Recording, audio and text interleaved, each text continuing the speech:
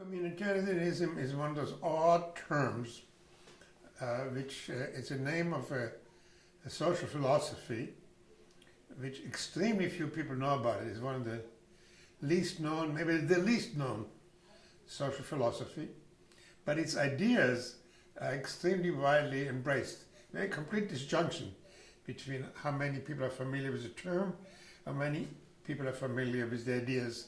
So the idea that we are not individual, freestanding agent, embodied only with rights, the rugged individuals some Americanism talks about, but that we are members of communities, that we are social animals, the way Aristotle put it, that in order to flourish, we need each other.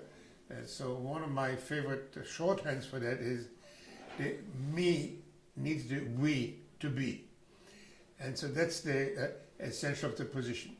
Now the community can be as small as a family, and by the way, we have a lot of data that people who are in meaningful, lasting relationships lead longer, healthier and happier lives than those who are isolated.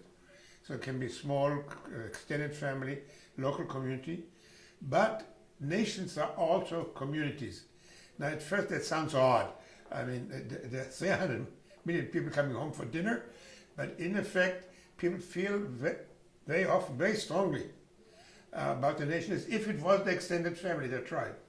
Now that's not true every place. In Afghanistan, there is no strong sense of a national community. People are tribal. The Pashtuns are their main loyalty. In Iraq, the confessional groups, the Sunni, Shia, Kurds are their main.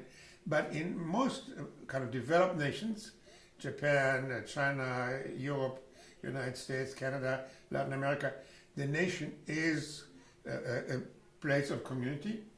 And the best indication of this, how strongly people feel about it, is not only to get upset when their soccer team loses and they get delighted with their ice hockey team. Really like it was a personal event, but they're willing to die for the nations. They're not willing to die for the phone company. So here's our first dimension of communitarianism, is how we build communities. And the very important policy implication is that we used to have small communities in the hunter days, then we expanded to city-states, and then we expanded to nation-states, the unification of Italy, of Germany, of Italy. We stuck. And so now that people want to build a world community, because many of the issues we face are global, we are unable to do so. Nationalism has somehow frozen community on that level. And those are my colleagues who I'm very sympathetic to, who would like to see us all being brothers and sisters, a community of 75 billion people. It's a wonderful aspiration.